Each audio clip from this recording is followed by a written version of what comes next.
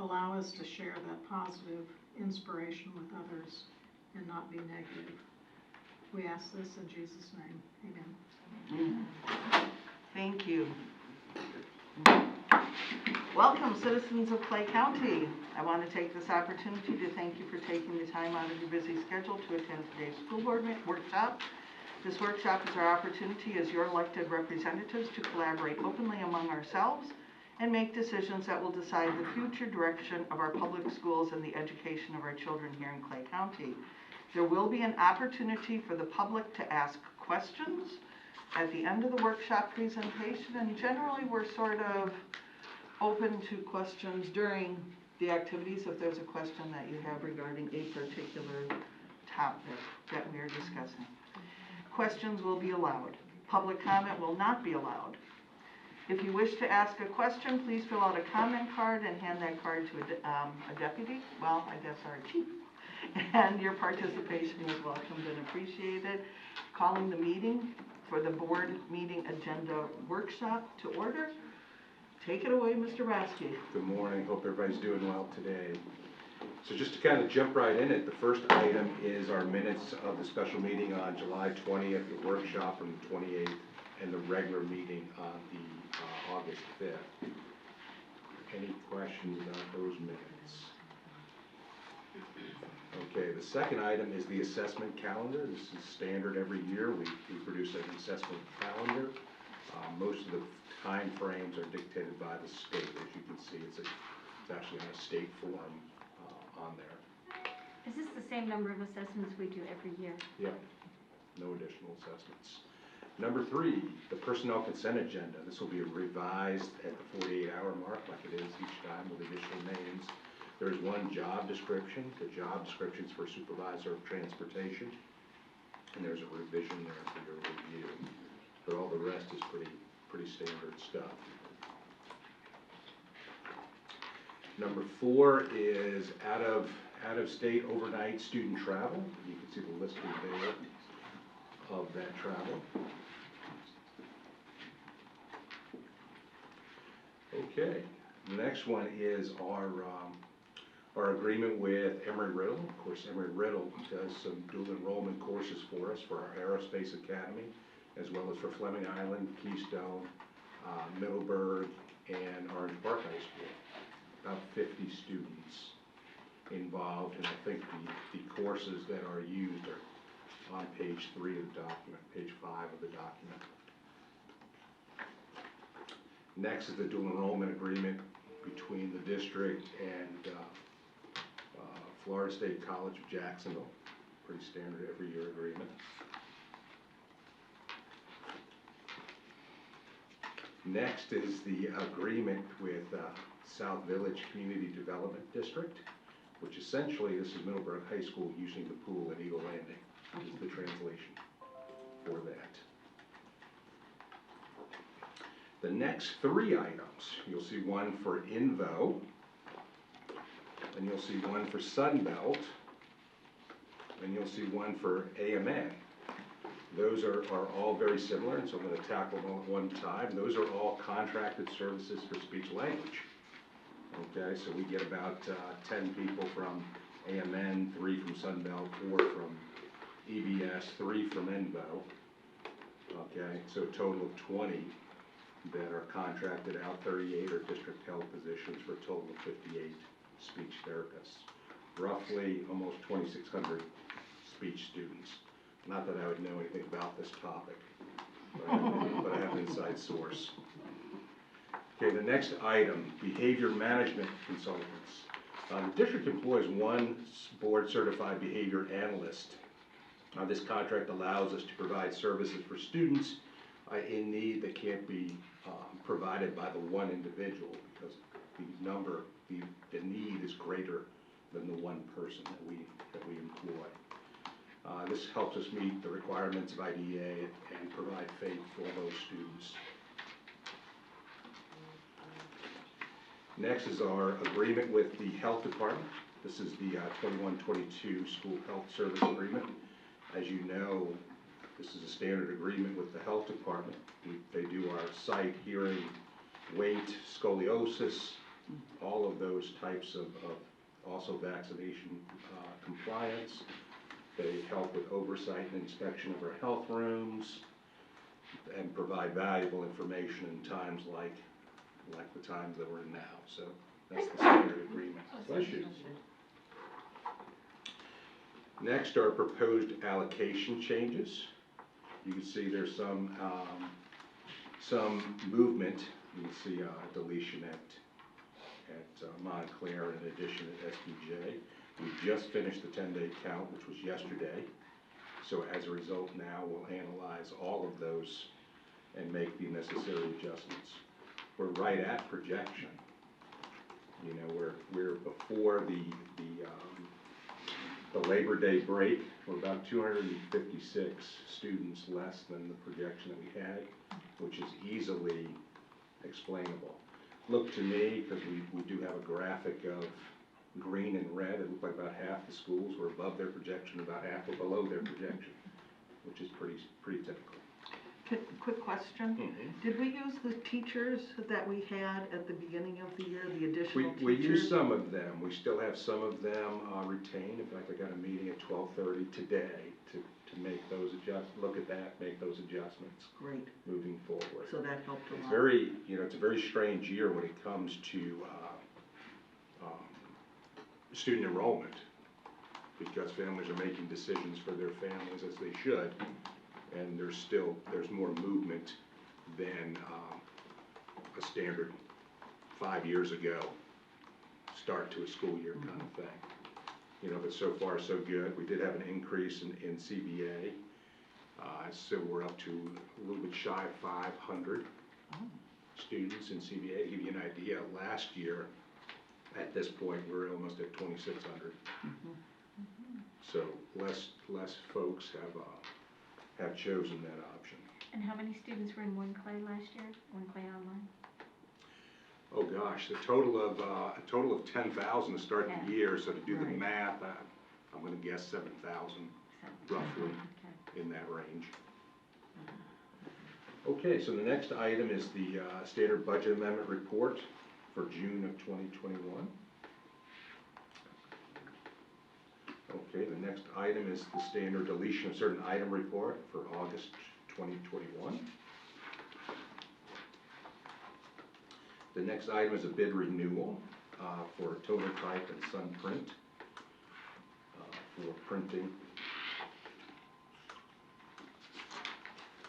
The next item is Florida Safe School Assessments Acceptance Letter. It's a letter that's signed by the superintendent certifying that we've done everything that we're supposed to do relative to student safety. It's a standard each and every year. I know that today, at the end of this meeting, we're going to have a closed session to talk about some of those items. But certification later is required by statute. That's what that is. Next, the next two items are actually revisions to board policy and additions to board policy related to student safety. They'll be added to the agenda, but these will be items that are within the chief's wheelhouse relative to student safety. It puts us in compliance with the statutory changes that have occurred in the last legislative session. So after those two items, then we have, hey, some completion of stuff, right? This is all good stuff. The completion of the HVAC replacement for the gym at Orange Park High School. That's on there. The substantial and final completion of Lakeside Junior High restroom renovations. That's on there. I'd like to see those completions. And then the Middleborough High School restroom renovations is also on there. Before we move on to Orange Park High, do we have a timeline, and I'm going to ask Bryce, Ms. Ellis, do we have a timeline for that one wing where the welding room, Mr. Marco's room, at Orange Park High? I know can they get that. I said can they were get going to that come for in you. and do it at night. Yes, I can get that for you. Perfect. Send it to you. Thank They're you. working on it now. Okay, pre-qualifications of contractors, that's the standard item. Next is the plan for Shadow Lawn Elementary roof replacement repair.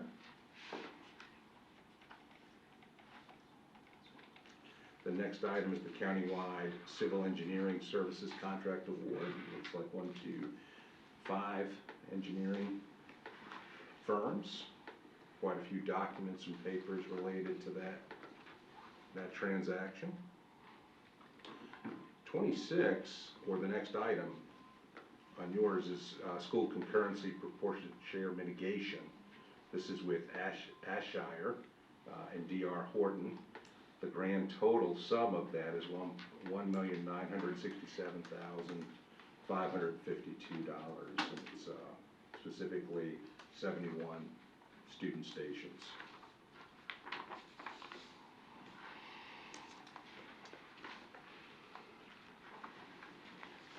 Quiet group today.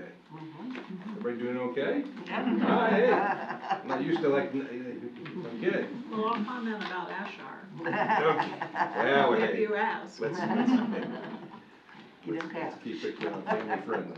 Okay. The last item is the discussion item on the renewal of the school board attorney's contract. And I'll turn it back to Ms. Fogel. Thank you. We, within this particular discussion item, I will be adding to it a proposed contract. So if there's a decision made, I am open to any discussion at this point to provide direction for anything, if anyone has any comments, questions at this stage of the game. The decision that we're going to be coming up with D1 is whether to continue the contract, hence a proposed contract for the next section, or the next whatever term of employment. And number 2, ending the contract with our current school board attorney and taking it from that step. So if there's any input that anyone would like to give at this stage of the game, we are open for discussion. Now, Madam Chair, I believe that it's because the current contract has, within the contract, you have to make a decision by this date. That's why it's coming up now. Right. Correct, it's the 90-day date, right. And I had mentioned that at the school board meeting in my comments. So you said you have a proposed contract you want to bring It's to not the board. attached to this at this point yet, but And it so will this be. is something you independently drew up on your own? Pardon me? No. Did you draw this No, contract no, no, yourself? no, no. I've been in discussion with Mr. Bickner, and I have further discussion with I was going to run it past a couple of other people, but I will also put it here before we go further. This is a This working isn't the document. contract. This is a working document. And when we have our meeting, we'll have the opportunity then to say, okay, I like this line, but I don't like that line. Right. And that can be changed at any time. The one up there does have some amendments to it that, if you read it, you saw there was Correct. scribbling out. Right. and Correct. That's the old one, yeah. That's the old one. And I just attached that so everybody understood that that was the one that was ending. And that the 90 days, when we figured it out, Bonnie and I sat down and counted back on the calendar, and September is the Right. date. Actually, we have a week from that date for letters, contracts, whatever. And if anybody has any, as I said, if you would like to provide any direction, I'm going to leave it open in that phase for the upcoming contract. It's basically a very rough draft of the current contract Right. with a couple of changes. And I guess that's the extent of what I want to say at this, that I can offer, quite frankly, at this point. So it's a working document, it's a draft. So when will we see the proposed? I mean, it Since- seems to me that should have been up here also. I just got it yesterday. Okay. So it'll be uploaded for the board to see? Oh, absolutely. Yes, yes. Hopefully within the next couple of days. Because this would be the time as a workshop, and we can discuss it at the meeting. Mhm. I think it's good that you And brought it. and frankly, I think it should be discussed at Right. the meeting so that it's an open Right. discussion. That's why I was just saying, if anyone has any comments that they would, if you've had a chance to think about this up to this point, and you would like the contract to change in any way, then this is also a good opportunity for us to be in the sunshine I like that. to discuss that. All right, thank you. But That's the extent of what I have now. Any other comments, questions? No? Thank you. That's it for the agenda review. Okey dokey.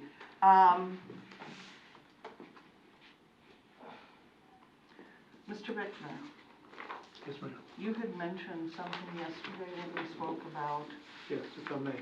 Yes. Thank you. the Let me give census. you Oh, a little bit sorry, of a didn't mean to background. click on it. Is,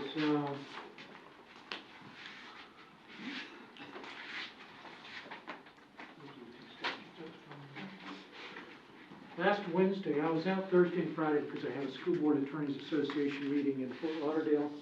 But last Wednesday, late in the day, I got a call and notification from the county attorney.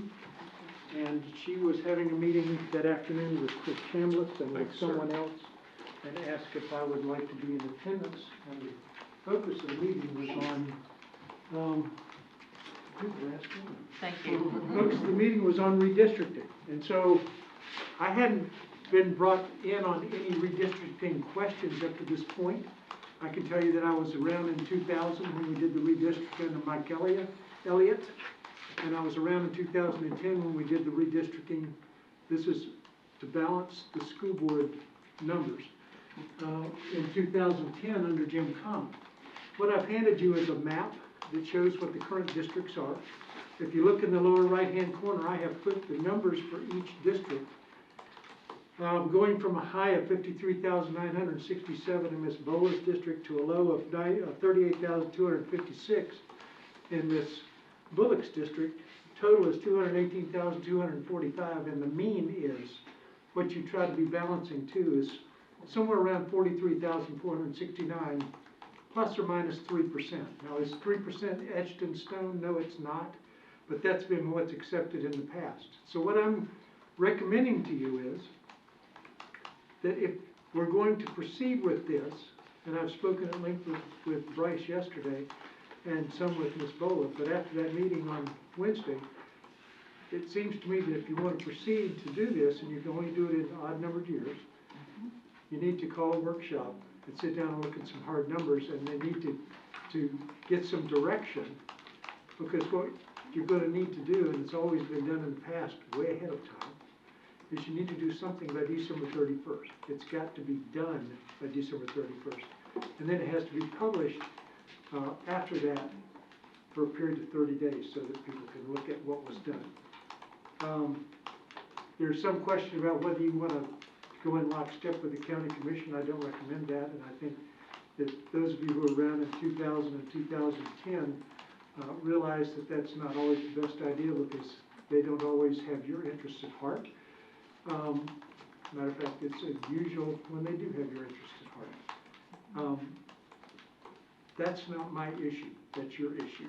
What you need to do at this point, I think, is to figure out when and if you want to have a workshop so that you can start moving forward, and so that Ms. Ellis can start moving forward with the things that she has to do, because she has to get all the numbers for all of these subdivisions and all of these little areas within the county so that she can figure out how to balance 53,000 with 38,000 and some odd people.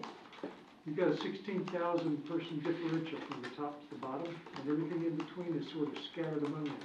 40,000, 45,000, 39,000. And so those numbers are going to need some working. Mr. Bittner, yes, ma'am. are we required to do it in this odd number year, or can we postpone to the You're not. 2023 if Ms. Ellis's team? You're not required to do it in this odd numbered year. What's going to be the red flag, the lightning rod, is a 16,000 person differential. Now, what's the downside of that? I don't know at this point. You know, like I said, I was brought into it just in the last couple of days. But I can tell you that when you've got 16,000 differential between the top and the bottom of two districts, somebody's going to look at that and they're going to start asking questions. There's not a lot of litigation on the issue, and I haven't found anything directly on point yet because I've just, like I said, I was out of town Thursday, Friday, and Saturday. So I will continue to work on it to make sure that I can give you answers to your questions. But from my perspective, at this point, all I'm doing is being a bearer of news This afternoon at the county commission meeting, I think agenda item either 9 or 10 is going to be questions coming up with the county attorney and the county commission. If you look at one of the last, well, I think the last second, third, and fourth page, I think that's what they're going to be discussing. And primarily, they're looking at a timeline, trying to figure out when they can get things done between now and the 31st of December.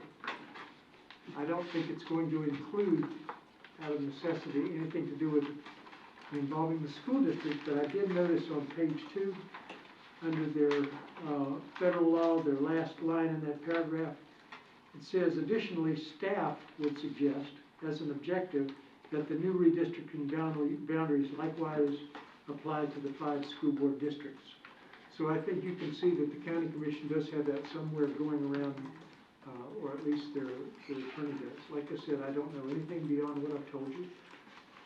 I don't think that, I think it's something you need to start thinking about and moving. I don't know what discussion there may or may not have been between staff here and staff at the county, other than what I've told you, and that's very sketchy. So just for clarification, that the final authority comes to our board is rests with this board. Right. Yeah.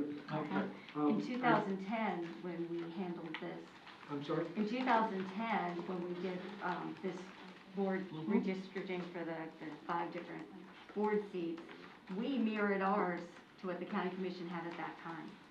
And there was some politics that played a part there, and they ended up changing their district, I think their District 2 for their county commission seats for politics that played a game there. So I feel pretty strongly that we should worry about us, and we don't have to mirror what the county commission wants to do. We should just, you know, And our Mrs. Bowles' districts district is way, way over. We need to distribute it evenly, and also we need to make sure that we're not moving anybody's home out of the seat that they currently hold. And Is that it? happened in the past. It has. Pardon me. It almost happened in the past. Right, and it should. And the district was drawn so that it would encompass that person. And part of this, when you said the 2023, that we can put this off for a year, I don't know if we seeing the could. growth in Lake Asbury Yeah, is scaring me, because as soon as we do this for Oakley area or Argyle or whatever, we're gonna have the same problem in Lake Asbury. Do it again. And until we, and it's not gonna settle obviously in the next 2 years. yeah. And that's part of what the value of having Bryce in her department is, other than having all the numbers at hand, they also have the projects at hand that they see are gonna be coming down. And so you can't consider those because those aren't hard numbers yet, but you can keep them in the back of your mind when you start saying, well, we can push a boundary here, we can push a boundary there.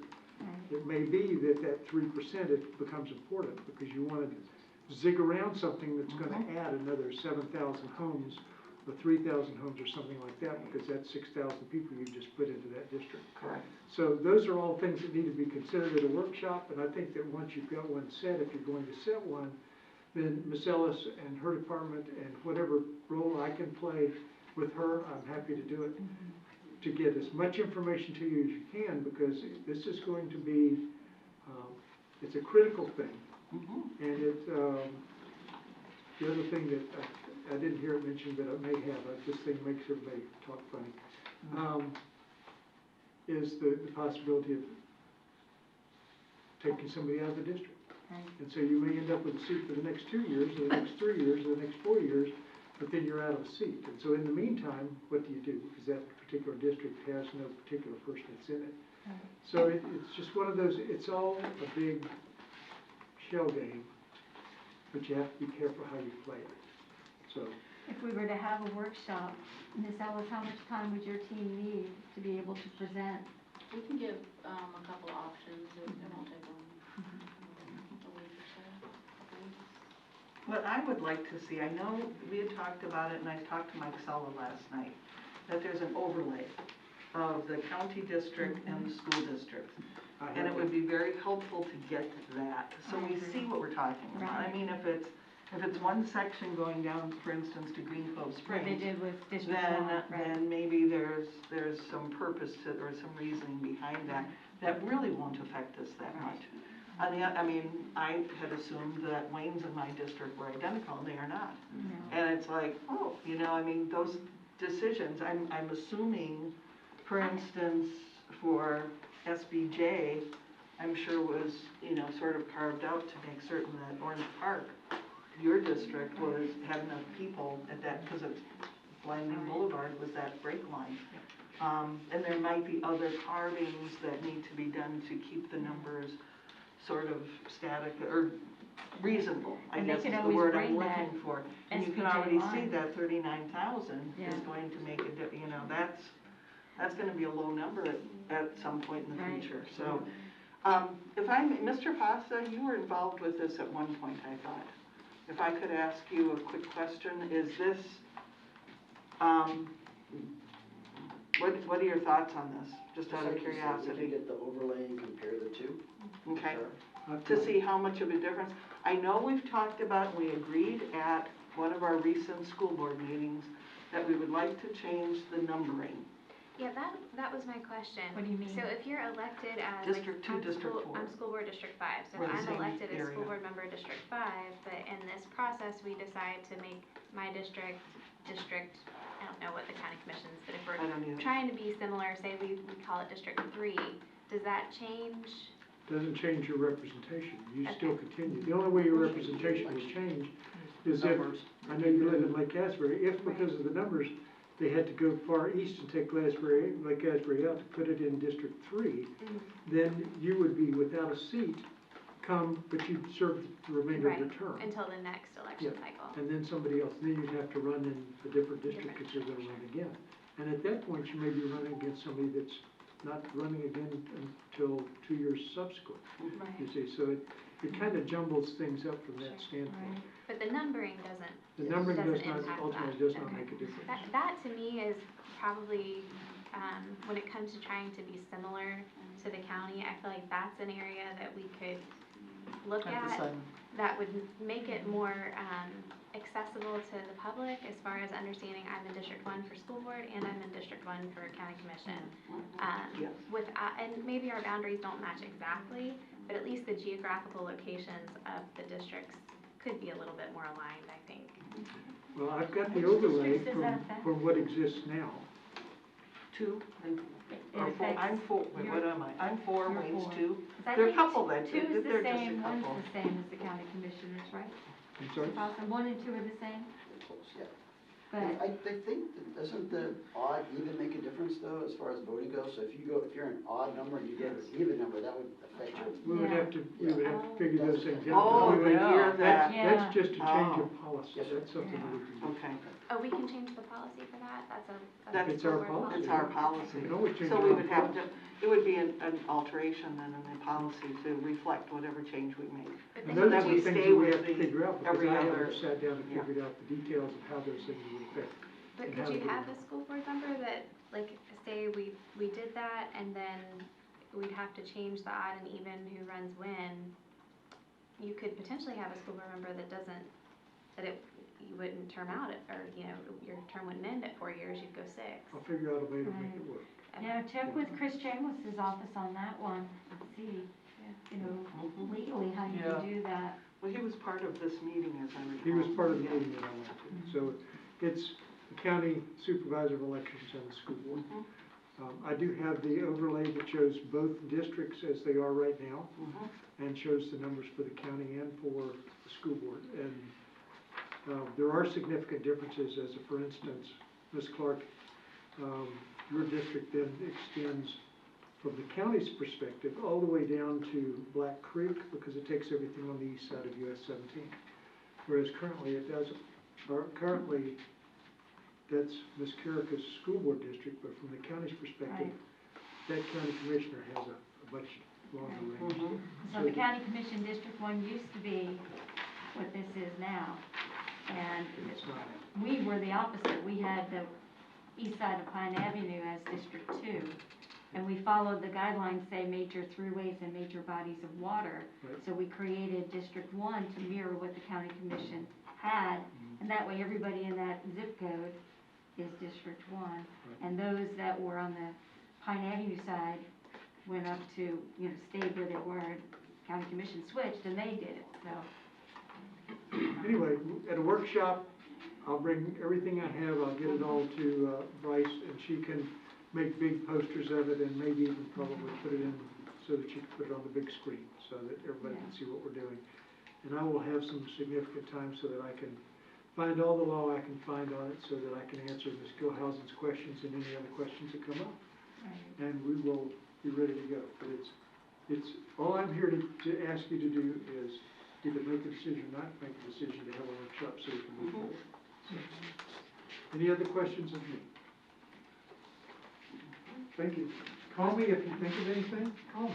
I'm happy to talk to you all the time, anytime. Mr. Fawcett, did you have anything to add? We sort of cut you off. Yeah. Thank you. So, plan for a workshop? I think that's a good Question? idea. I think that's a great idea. Just So- need to make sure we give staff enough time to, Oh, I gosh, think you guys have a meeting on the 9th, if I'm not mistaken, of September. oh, yeah, I think you're right. Of Already September? scheduled. It's like at 5 in the Financial afternoon. public hearing, yes. We can do it before then. Is September Suggestion. 9th too early for you, Miss Ellis? Is September 9th too early for you? We can do that. You could do that? Okay. I have something that morning that's from 10 to 2. The Good well, after the public, the final public hearing is at 5:01? Okay. So could we do it after the final public hearing? Perfect. Sure. Because we're there anyway. And I'm sure there'll be I'm sure, It shouldn't be long. I was gonna say, I'm sure it's gonna be packed, but yeah. That was tongue in cheek, sorry. I would hope that would be packed, that would be awesome, actually.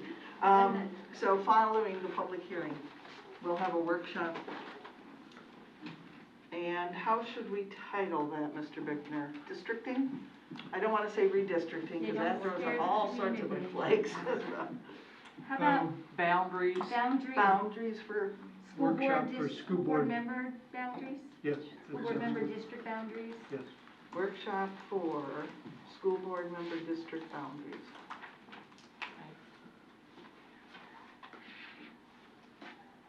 If you put redistricting there, we'd have a lot of fun. Oh, yeah, no, we're not Don't gonna go wanna scare there. anyone. Not yet, but possibly soon.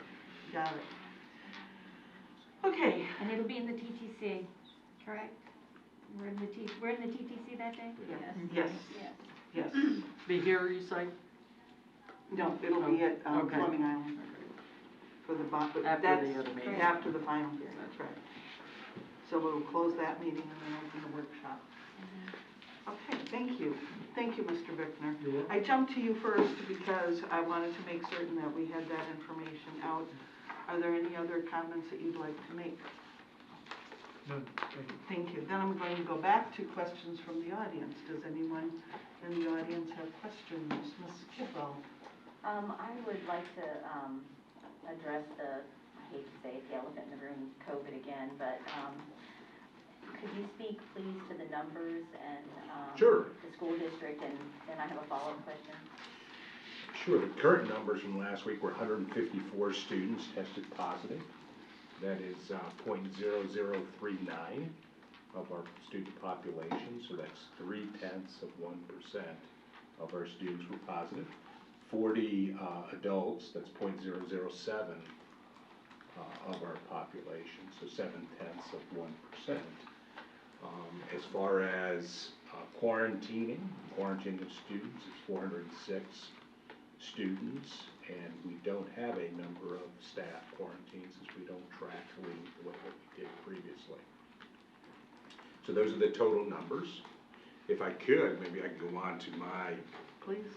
so I know much, I just want to first say just how proud I am of the partnership that we have with our parents and with our faculty in our district. There is little doubt that we live in unusual times. Little doubt that there are challenges that are out there, and so I'm proud of the partnership with parents who recognize the fact that there are some difficulties. That does not mean that every parent has that same level of partnership, because we all get emails, and I recognize those emails. probably all got about 30, variety of emails relative to the situation that we're in. I'm also proud of the partnership that we have with our Department of Health in challenging times. There's little doubt that the numbers have increased. There's little doubt that the numbers will increase also. So really, when I look at this, I look at what mitigation strategies are in place, what can we do, and really I view the role of the superintendent is to take all of those pieces of the puzzle, to put them together to make it work in our current situation. I'm proud that we've had rational decision-making related to what is very divisive as an issue. I don't think that I'm speaking out of turn just by saying, the elephant in the room, as Ms. Kidwell puts that. So, as you know, we've had both an executive order and we've also had a DOH rule, 64 DER 2112, that dealt with quarantining of students as well as mask mandates. And so, I do recognize that. I can certainly appreciate the concern that people have. And I think that we need to continue to concentrate on the mitigation strategies that we have in place, such as individualized school plans relative to the actual physical facility that they have, the use of social distancing to the maximum extent possible, the pre-screening of students, and that's where the partnership with our parents comes into play. Parents, please don't send your child to school ill. That would really be beneficial to everyone. The use of electrostatic sprayers and other mitigation strategies. So, I do recognize the concerns that are out there, but just want to try to provide some context to everyone in the room relative to that topic. So then, I have a follow-up. Sure. That's okay. So, I know this is a really difficult issue, and I'm sitting here in this workshop and y'all are doing important work, right? You're doing, redistricting of the school board, we've got synergy that's got glitches, we've got, I know the district, the superintendent, the school board is working tirelessly, and it's easy to say COVID is an afterthought. And I'm in the same boat with you. Like, I answer the phone all day long, I do texts, I do meetings, dealing with real, other school issues. And it's really easy to say, we dealt with that, we made our decision, and that's where we are. My question to you is, I can keep doing that until the tragedy hits again. The reality comes crashing down about this new normal that we're in. I saw an article just last night that said, I've got to say something at this meeting. Canopy Oaks in mourning over third grader's death. Second child to die. This is in Florida. This is the reality that we're in right now, and I know you guys are in a horrible position at the school board. Your hands, in a lot of ways, you feel are tied. The superintendent feels like you don't have choices. Doing the right thing is never easy. And right now, there are other districts that are making the decision to choose to stick their neck out for their kids' health. Alachua, Broward, Hillsborough, Miami-Dade, Palm Beach, Sarasota, and now, where this child died in Leon County, have made the decision to have a mandate for masks unless you have a medical opt-out. And they're taking a great risk. A risk that I know this board doesn't want to take and the superintendent doesn't want to do.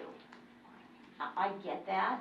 I'd love to just not deal with this and say we've done it and let's move forward with all the other things that we have to deal with. But I couldn't sleep at night if I didn't ask you again to please have this conversation again. Look at what's happening in the state. Look at the lawsuit that's now, that you guys all know, is against the governor's mandate, which says public health, school health is the school board's responsibility.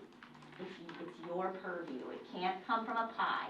When you're talking about protecting, you are mandated to protect the health of kids in Clay County. That's your #1 primary job. And the superintendent's #1 primary job. Just have the conversation again. Just have it again. And look at the new information that's out. And I know it's not easy. I'm not blaming you. I know you want to do the right thing. I know you do, and I know you struggle with it. We all do. I'm not maligning anybody's motivations, but please have the conversation again. I'm just going to ask you, please have that conversation again to So- protect our kids. So, I would be remiss if I didn't point out there are 8 districts out of 67 that are currently have a mandate that's against the governor's order out of the 67 districts, as Ms. Kidwell points out. At the same time, I'd also be remiss if I didn't point out, a little bit of data relative to this issue. I was looking at what happened in a neighboring district recently, and looking at the COVID numbers. And first, let me just say, Ms. Kidwell, the focus on COVID, I feel like that's all I do. It's Ms. Dennis doesn't work for me anymore. She kind of works for the health department and is stationed here. So the attention to this issue is greatly there. So I don't want to give the impression that we're not aware of the issue. Sometimes I'll get an email from a parent who innocently and will email me and say something like, are you aware of the increased numbers? And I want to write back and say, yes, of course. We watch this every day. We talk to the health department every day relative to this issue. There's no doubt about it. There's no doubt that we live in extraordinary times. And there's a lot of emphasis that's put on there because we realize the need to do that. So I didn't want to go without saying that. I know, Ms. Dennis is doing that till like 10 o'clock at night because we're texting one another saying, hey, we finished this, are we ready for this? There is a great deal of effort that's putting into this. And of course, I recognize the situation that we're under. So when I took a look at what happened in the neighboring district, and we're looking at masks, I don't believe that you can say that masks are the silver bullet that makes everything go away and everything be back to the way we all wish that it was. So when you take a look and you do the statistical analysis of our neighboring county that had a mandate, their percentage was 0.0056, which was slightly higher than the Clay percentage of 0.0039. So I don't think that we can point to one strategy. So I've pointed to 6 or 7 that we're doing strategies. So I don't know what else to say about that, Madam Chair. Well, and I think our Smart Restart plan laid out all the things that we were doing and continuing, the filters in our AC units and everything. And then our last paragraph, not to pass the buck, but it gave the authority to our superintendent so that we wouldn't have to go through a 30-day advertising of changing that policy. So if anything needs to be addressed or changed, you have the authority to just go ahead and make that change. Right, and So I would just certainly keep ask. us monitored and Yeah, I would certainly ask that the elected representatives state their particular position relative to the issue. In other districts, they filed an emergency order all in one day and wrote it during that meeting. So if you're asking, can it be done? Yes, it can be done. So the question is, if somebody has a policy that they'd like to propose, they should go on the record and state that policy for everyone to hear what their policy is. Mr. Roski, I think that you're headed in the right direction, that we have to make decisions like this based on data. It has to be, there has to be a documentable, justifiable reason for breaking the law. And I don't know that there is one in this instance. I understand, I fully understand the fear. We have close family and friends who have suffered greatly, still in the hospital with this virus. I know it's real. And I'm a healthcare professional, so it's I understand it. And to the best of my ability, let me put it that way. Best any of us can understand it. But I think when it comes to making decisions that impact the health and welfare of every student and every staff member in the school district, it has to be data-driven. It can't be personal preference. It can't be what makes me feel safe, what I think is right. I think it has to uphold the law, and I think it has to be data-driven. Any other comments? I don't think, I agree with the superintendent. I don't think there's a perfect plan. However, I think, and I think this is what we should do, as I know when I was in the classroom, and I'm sure Ms. Bolo would share this, you know, I tried to always model behaviors that I wanted the students and others to do, you know, respect, all those kinds of things. And so, I know you've done this, Mr. Roski, I'd just like us to continue to encourage our teachers, especially when they can't social distance, to say to our students, please wear masks, good hygiene, those kinds of things, just to continue to push those types of things. I've been to several schools and I don't see a lot of masks, and I know it's a pain. I mean, it can be a pain. It's one more thing to deal with. The opting in and out, I don't think solves the problem, because it's one more thing for teachers to keep up with. Gosh, do we have you're supposed to be masked? No, you're not, you know, that kind of thing. So I just think, but I think if we can continue to stress, you know, let's don't get lax, and I think that's, you know, it's easy to do. I mean, you got a million things on their mind to do, so, but anyway, that's just my little 2 cents. And it also goes to the individual schools, because each individual school has a plan. We had talked about that, you had discussed that when the Restart program came back out again. And one of the things that I'm seeing in the emails that we receive, and we get them daily. I mean, I feel, there's a frustration from my perspective in saying, you know, basically simply, I hear your concerns, thank you for your email, and then being told that's not enough. And I thought, well, I can't give you anything more. We've done based on what you're asking. And a strong recommendation to families and to parents that if you have a major concern with your school, speak to the administration of that school. Start there. Start with the teacher. And the teacher, you know, share it with the administration, because that's one of my frustrations is that, well, they're not doing enough. And these people are not doing this anymore. And I'm thinking, if you're seeing something, we tell our children this all the time. If you see something, say something. If you see something, say something. And I'm feeling the same way for parents at this point. Your kindergartner may not be able to speak for themselves to a teacher, or their first grader, or a sixth grader may not feel comfortable. It's important that the parents step in and advocate for their child. And if it means wearing a mask, then have your child wear a mask. And if they feel bullied, if you see something, say something. This is something that is personal to so many of us. And it's not going to go away. This is not going to go away, no matter how many vaccines are out there.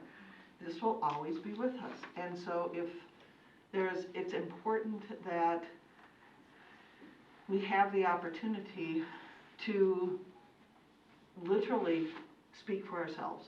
And those children and parents, we heard parents and children speak for themselves at our last board meeting. And we heard both sides of this argument. Don't tell me what I should be able to do for my child. And I know that there are many concerned people out there. We hear from them daily, but please, you know, follow through. If your child doesn't want to wear a mask because they feel like they're the only one, talk with them, talk with the teacher. I mean, I'm certain there are plenty of teachers who are wearing masks, and none of the children are. I mean, there are all sorts of people that we saw on the first day of school. So if there's a concern, say something to the individual schools as well, to those administrators. And I'm not trying to push it on the principals, but they may not be aware of the concerns that some of their families have, so. Well, I would, if it were just me, Janice Carrick is picking, I'd like to see us have masks, but I'm not willing to put our funding at risk. I mean, we have to follow the law, to Ms. Gilhousen's point. And, you know, it's $260-something million of FTE funding that we would lose if the governor followed through on his threats to withhold our funding. We can't run our school district without that money. And I do believe that our Smart Restart plan is very good, and it covers, I know that we're continuing with all the cleaning and the sanitation and the what are the echo things that you just talked about? Electrostatic. Electrostatic, where we've got, you know, multiple ones at each school, and they are using them, and I think, again, highly encouraging. And Mr. Brodsky, I wasn't trying to put you in the hot seat. We're a team, and we'll work Yes, ma'am. together, and when you have a concern and you bring it to us, we're gonna all make that decision together and not just dump it on you. So, didn't mean to put you in the hot seat, I just meant that That's we have that paragraph in there so that we wouldn't even need to go that route if we didn't want to, and we could just go forward. But we are a team, and we do, we'll work together on this, so. We just, like Ms. Bola said, we need to encourage our principals and staff to, you know, monitor it and be on top of it. And hopefully, you know, the parents that are promoting masks are sending their children to school with them, and the children are keeping them on. And I heard from a parent last night that her daughter's, I believe it was a 3rd grade class, had all the children with masks kind of on one side and all the children without on the other. And I thought, what a great idea to set up her classroom kind of like that. You're making a face, not. Well, you know, really under the Can't discriminate. 64 DER 2112, you really can't separate them out like that, so.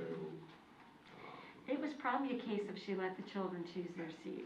Okay, I'm good with that.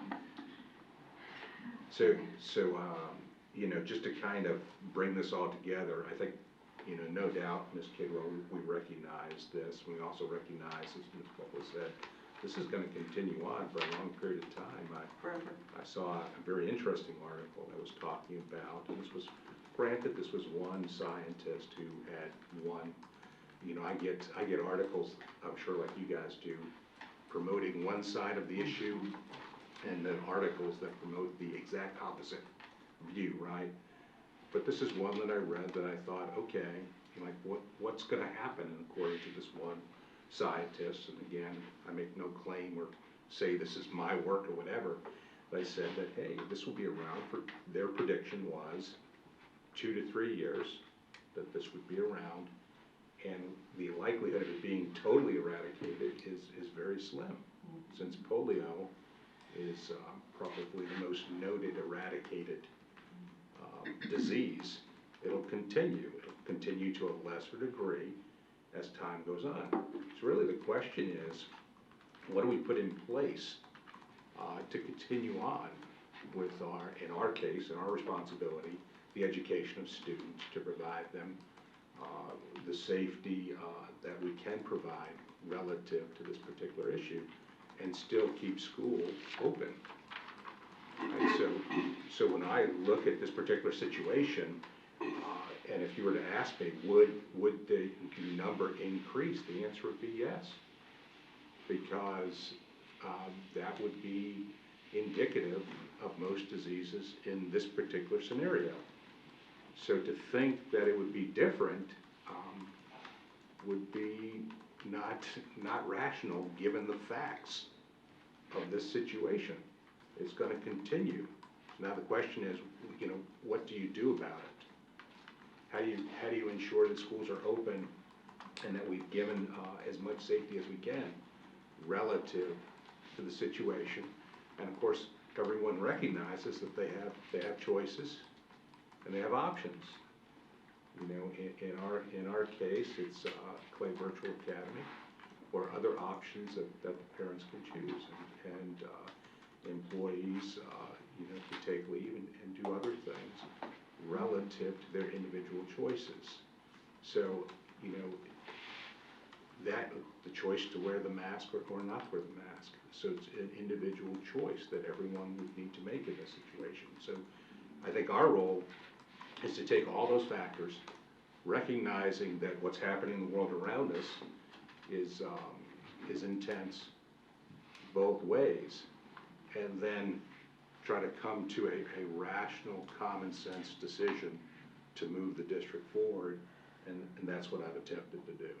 Mr. Broski, I would say I think our other role that we serve as an educational community is to give students and families and employees the tools that they need to make good choices for themselves. Education obviously is our #1 goal.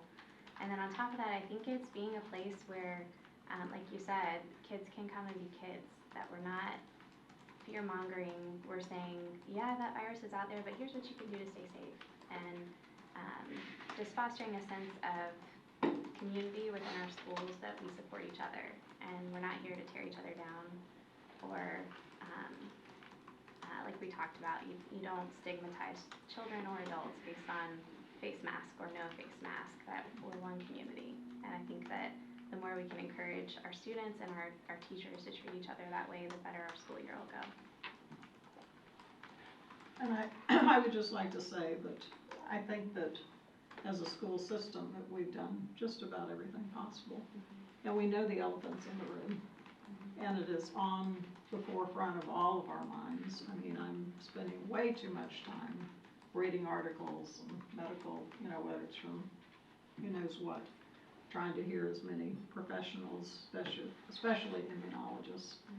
But my perspective, if I thought, I'm not going to put money ahead of the lives of children, but the reality is, we have to be realistic. And I'm not seeing where, we know that children do much better. Their immune system is much stronger than the elderly. And yes, there are children that have other issues that they may not even know about, that make them suffer more consequences. But the shaming and the bullying has got to stop. And we can't prejudge somebody because they're not wearing a mask. There's probably a good reason for it. And we can't shame somebody because they're wearing a mask. And that's what we've got to really work on. And we've got to keep our education to where the children, like you're saying, they're happy and they're in a normal environment. Because what I'm watching is the suicide rates. And that's going up. I've been talking to too many pediatric nurses, pediatricians. The children have come back more obese, more drug dependent, more suicidal. And, we've got to be able to exist and educate and be happy and make sure everything is as normal as possible for them. And if it gets elevated to the point where, it's severe again, we have to look at it, and we will. So, anyway, those are my concerns. Mrs. Bull, I have one more question. Yes. And someone sent this to me, so I'm going to read it. Duval Schools will have 20 COVID testing sites for teachers and students for free starting in September.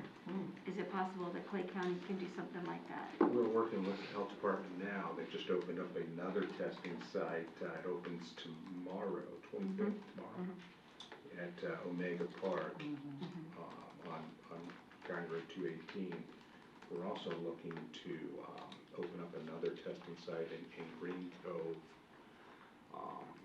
and attempt to, how do I say that? I call it the Disney Fast Pass model.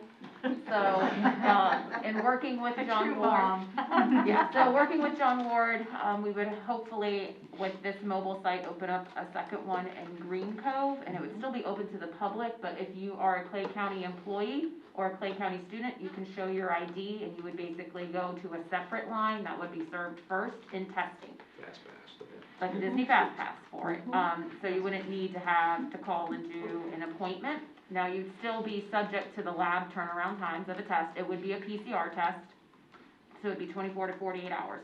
But you would be able to bypass the general pop line with your school board ID or your student ID. So we are working on that. And I by no means was trying to say that there weren't things that we couldn't work on and improve.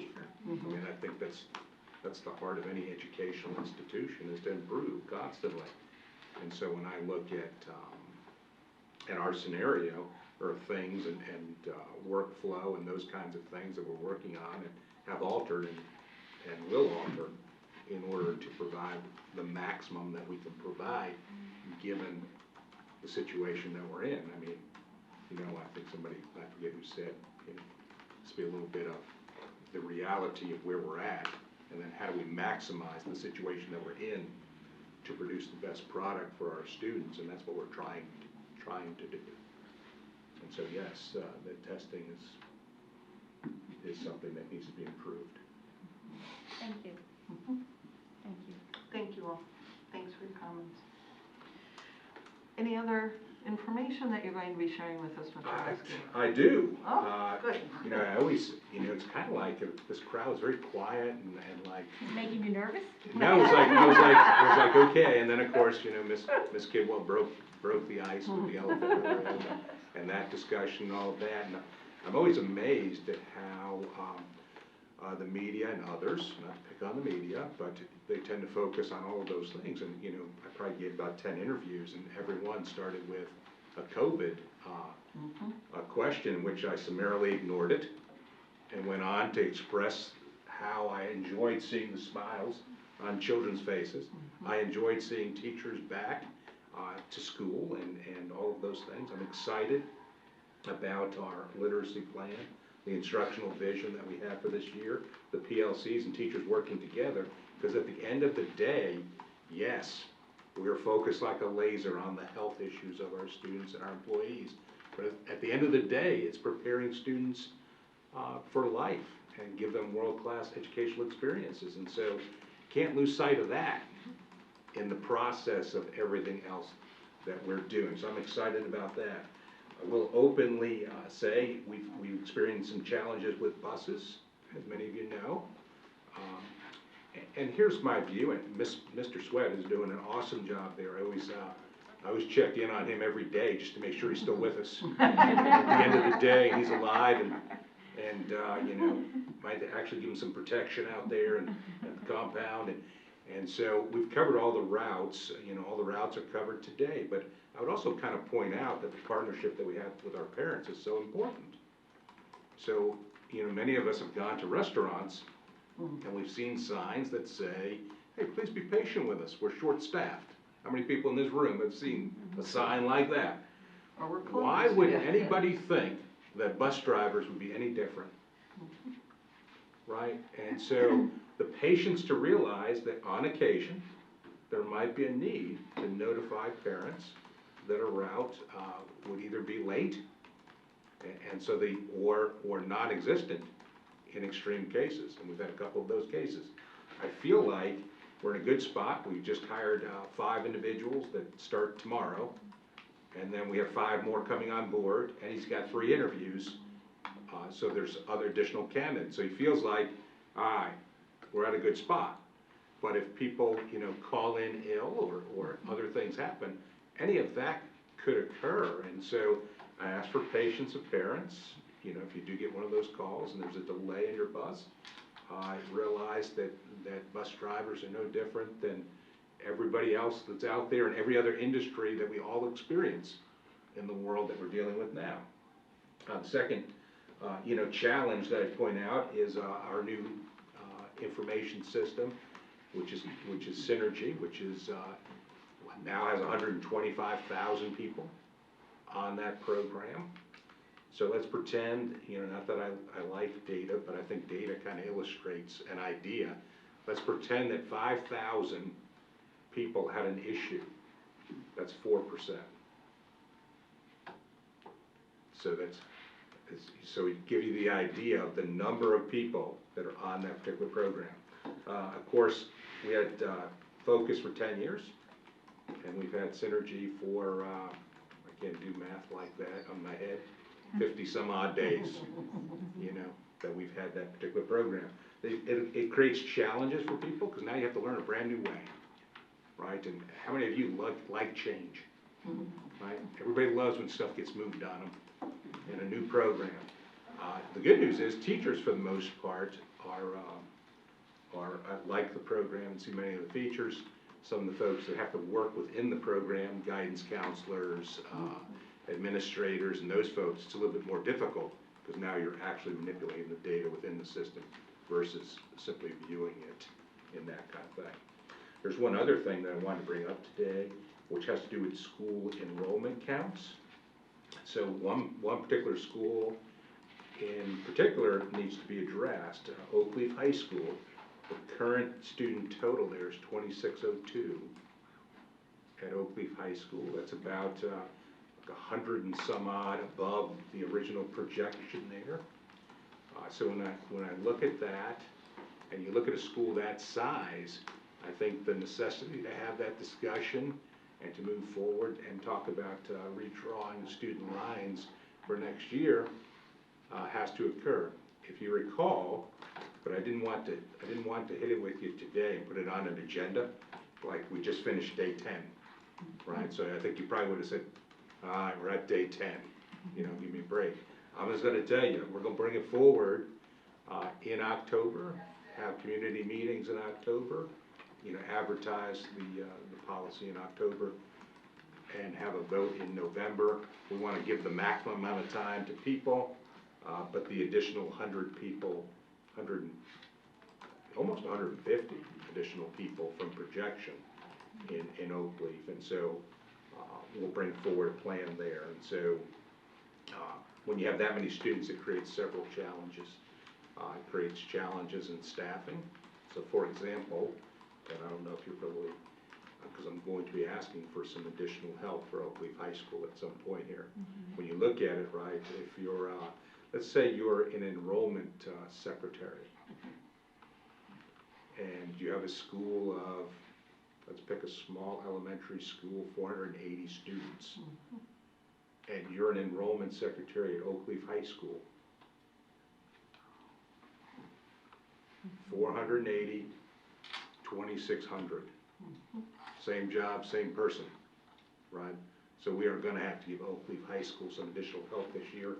Then we have to look for how to redraw the student lines in a fair and equitable way relative to that particular school. So that is all that I have, all the good news I have. Good question. What is the capacity technically for Oakleaf? Oh, Do you happen to know? Well, 2,500 is the board policy. 2,500? yeah, which would trigger action, yeah. Okay. Is that what the cafeteria is built for? It's bigger than that. We combined multi-purpose and cafeteria Got it. space there.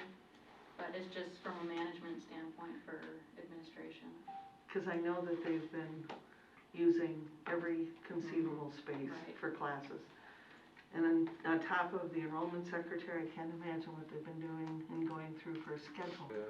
For that many students. And that little, and truly, I mean, it was built for big, but yeah, it's outgrown itself. That's going to be a difficult discussion. It always is. Okay. Wow, you're full of good news, yeah. Well, I talked about the smile on the children's face, because that was, you guys were all there. That was good. They were all happy. Yes, they And were. that's the That most, truly. and that's the most important thing. Okay, we've had our superintendent remarks and our board attorney remarks. Ms. Gilhousen, would you like to start off with school board comments? Nothing from me. Thank you. Ms. Bullock? I have a request of you, Ms. Boland, that as the Education Foundation representative. Yeah. First of all, I appreciate the wonderful back-to-school event that was held at Orange Park Junior High. I would like to request, and I sent an email to Michaela, of course I know she's busy being a mom right now, that we would consider maybe doing a mobile unit to maybe some of the outlying areas. I had a lot of teachers in the Clay Hill, Keystone area say to me, by the time we got through with school and then to drive up there, it was just made such a long day, and then of course a drive back. So maybe if we would think about, I mean, I'd be willing to take my personal car, and the year before last, I came and picked up bags, took them and dropped them off at the school. I know this year it was more personalized where they could walk around, but I would love to see some kind of a mobile unit, if the foundation would kind of look into that. and maybe look at the data of what schools were represented, what were not, because there may be several schools that are And I like that. know that and it was an interesting week, as I recall, because that we had ours open at Orange Park, Junior High, and it was also, they did it by appointment, which was very helpful because, I mean, we're in a portable. Sure. And it's, I mean, it looks great, and they really did have good opportunity. I wanna say they had 200 or more teachers, or, go through. And then the Chamber of Commerce had the giveaway Right. at the Thrasher Barn, if I'm not mistaken. That's correct, for sure. And so people had the opportunity to drive through. I think that was a drive-through sort of thing where they were able to pick up eggs as well. And I wanna say there was a third one, and I can't place who had done, but there was another It seemed like there group, was something in Middleburg for a some. church or Mercy something. Network, did Mercy do something? Is it? Yeah. Did no. backpacks with supplies. Did they? Yeah, I mean, there were Yes, like did. 3 or 4 things that week. So there are plenty of, I mean, there are loads of opportunities. But there again, they were But all at that's- the north end, so that's True, why. true, and That's that's one of those things where you're thinking, is there, like you said, a bus? Maybe take a Because bus. I mean, so many. A bus and- I know the news stations You used let to Mr. do, Sweat let's fill drive up a it. bus. As long as we have a There are driver. drivers. I know he has. One of us might have to drive though. Yeah. We could take our new. But backpacks. anyway, I would just like them That's to something consider we that. could well, and the other thing is, I believe, I'm not speaking for Michaela at this point, but I believe they're going to try to do something similar in the. October. Oh, in October. I have an October date Okay, got it. that I saw. Okay, I was thinking January, and like I said, I think they I were trying haven't to do it maybe been, I 4 wasn't able times to a go to year. the last board meeting, so we'll see, I'll have to check in with the president and see what's going on with that, so, awesome, thank you. But if you just look into that, Yes, that'd be great. absolutely. And I sent her an email, but again, Oh, you yeah. know, I know she's. Yep, and she has an assistant that, a part-time person that they hired, who I haven't met either, Heather and, Overmiller. and they are, I'm sorry? Heather Overmiller. Thank you, Heather Obermiller, and so I know Heather's going to be working on some of the questions that Michaela gets, so. I have October the 18th on my calendar, Cool. that they were playing, and that's what I was hopeful for that, Quarterly, Whatever so that we would would be be, doing it quarterly throughout the school. to do it That's that right. time. Yeah. It's been a while since I talked to her. She's been a little busy, like you said. There she is. Any other comments, questions? That's it. Great, Ms. Clark? I'm just curious with School R not completed yet, of course, not for a while, how it's going for the other elementaries for all of those students and, how full they're getting while we wait, because my big concern, like Mr. Fawcett had mentioned, Saratoga Springs came back and added a great more number of homes. Cross Creek's getting ready to do their next phase, and this other D.R. Horton, I mean, the numbers are 25, but they're telling me 4,000. So I almost feel like we're, while we're doing School A, hopefully next, we've also got still an issue in Green Cove and Lake Asbury. So I'm just curious with the start of this year, what the schools are having to take those students, Sure. what their impact is. So right now, when you look at the elementary schools, roughly half are above projection, half are below. Okay. In my mind, probably one of the greatest needs is Patterson Elementary, which is our largest elementary school, and I think that it would be safe to say, and of course this is for the board to decide, but when School R opens up, that would be part of the rationale for the rezoning for that particular school to provide some relief for Patterson. Now I will say that I've been out there 3 times to Patterson, and every time I go out there, they're rocking it, and their staff is doing great. And so I think when you get to high school age individuals, it takes on unique nature when people are driving vehicles, coming to and from school. I think that adds a whole new dynamic when it comes to the number and then the need to rezone more so than an elementary school.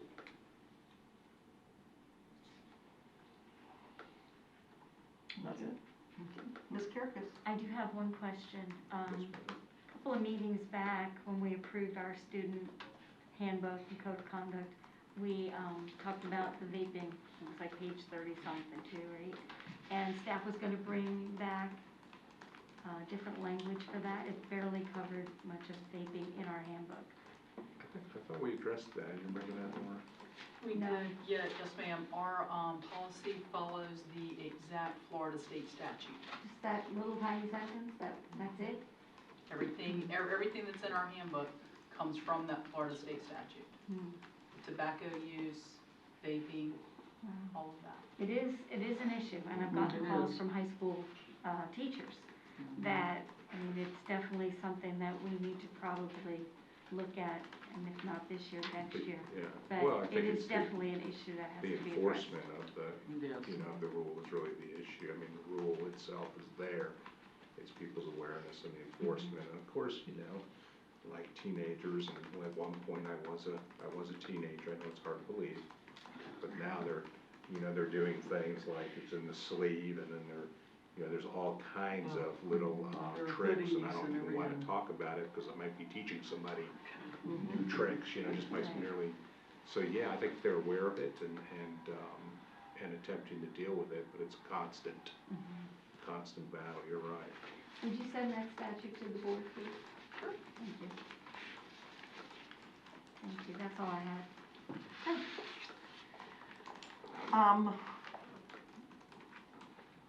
There's been a lot discussed today, and thank you for all of the input. I don't believe there's anything else, so at this point, I'm going to adjourn the meeting. I just want to make certain I do this right. And then we're going to have a private meeting with Chief, right? Mr. Mills, will you be here as well? Do we call you Mr. now, or what do we call you? Steve. Steve, got it. I didn't recognize you, by the way, in the I parking didn't lot. either, until I saw You you. got out of the car and you sort of waved, and I thought, you're a stranger danger. But welcome in your new capacity. Thank you, ma'am, appreciate it. And so on that note, I will adjourn the meeting and ask that anyone who's not involved with the next approval of this to please leave the room. And thank you all for being here. Thank you all.